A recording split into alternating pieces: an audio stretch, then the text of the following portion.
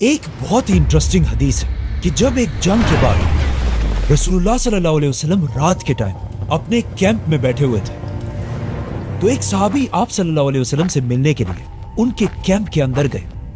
तो आप सल्लल्लाहु अलैहि वसल्लम ने उसे अपने पास बिठाया और उसे फ्यूचर के बारे में एक बहुत ही इंपॉर्टेंट बात बताई कि मुझसे क़यामत की कुछ निशानियां सुनो, मेरी मौत और उसके बाद यरूशलेम की फतह और फिर एक ऐसी वबा, एक ऐसी बीमारी जो तुम मुसलमानों को ग्रेट नंबर्स में मारेगी। इस हदीस के बाद ये सब कुछ एग्जैक्टली इसी तरह ही हुआ।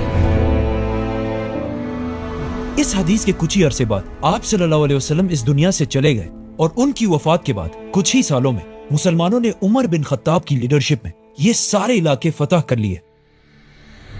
यरमुक और कादसिया जैसी अजीम जंगें जीतने के बाद एक तरफ मुसलमानों ने पर्शियन एम्पायर में उनके कैपिटल मदईन को फतह किया और दूसरी तरफ रोमन एम्पायर में मुसलमानों ने पैगंबरों की सिटी यरूशलेम को फतह किया, जिसे हम पूरा एक्सप्लेन कर चुके हैं। नाउ यहाँ से आगे मुसलमान रुके नहीं, बल्कि हजरत उमर के ऑर्डर्स पर मुसलमानों ने अपनी फौज को ग्रुप्स में डिवाइड किया।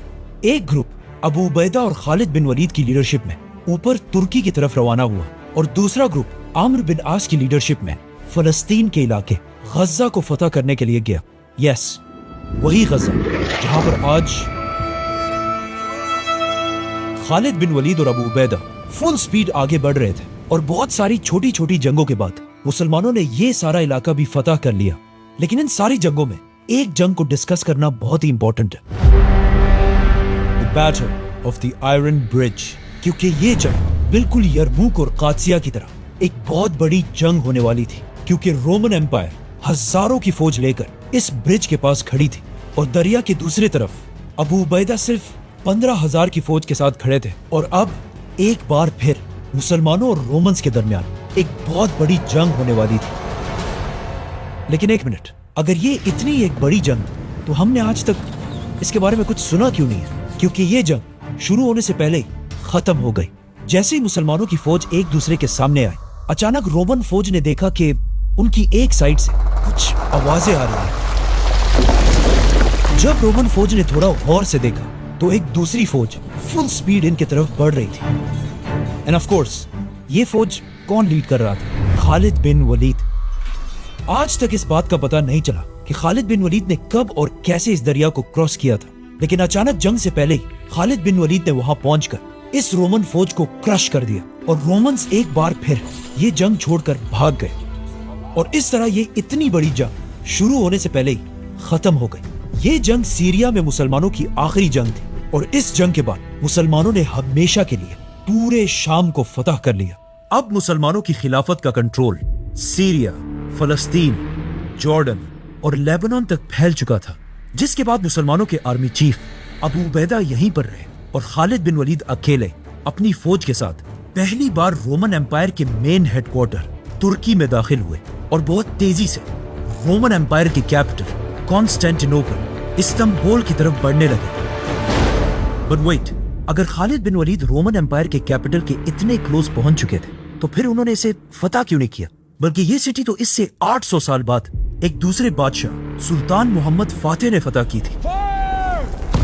क्योंकि जैसे ही खालिद बिन वलीद तुर्की में दाखिल हुए, यहाँ पर एक बहुत बड़ा मसला हुआ।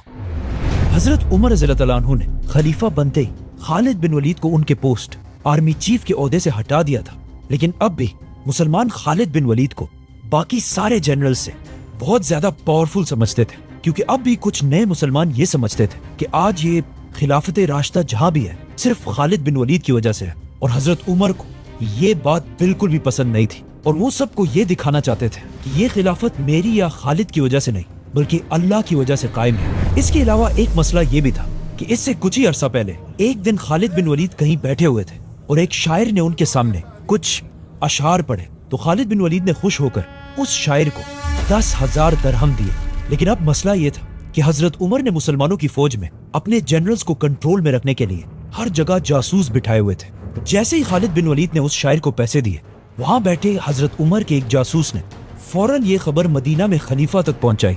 हजरत उमर को ये बात बिल्कुल पसंद नहीं आई कि हम यहाँ मदीना में बिल्कुल एक सादा और आम जिंदगी गुजार रहे हैं और हमारे जनरल्स वहाँ ये सब कर रहे हैं। और हजरत उमर को इस बात का भी डर था कि कहीं खालिद बिन वलीद ने उस शायर को ये पैसे मुसलमानों के माले गनीमत से ना दिए हों। तो फौरन हजरत उमर ने मदीना से एक letter army chief Abu Ubaida की तरफ भेजा।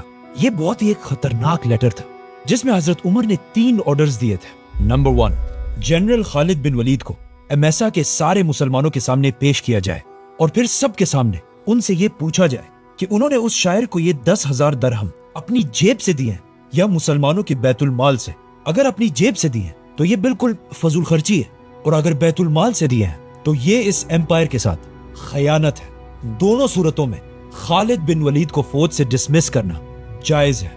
नंबर 2, खालिद बिन वलीद इस ऊपर वाले क्वेश्चन का जो भी जवाब दे उसे मुसलमानों की फौज से डिसमिस कर दिया जाए। नंबर 3, और डिसमिस करने के बाद उसे फौरन मुसलमानों के कैपिटल मदीना में मेरे पास भेजा जाए। अब यहाँ पे प्रॉब्लम ये थी कि खालिद बिन वलीद की पर्सनैलिटी से तो रोमन और पर्शियन एम्पायर के बादशाह भी कामते थे। तो अब हजरत उमर को इस काम के लिए एक ऐसे इंसान की जरूरत थी जो खालिद बिन वलीद जैसे पावरफुल आदमी का भी हिसाब ले सके। और इस काम के लिए हजरत उमर ने एक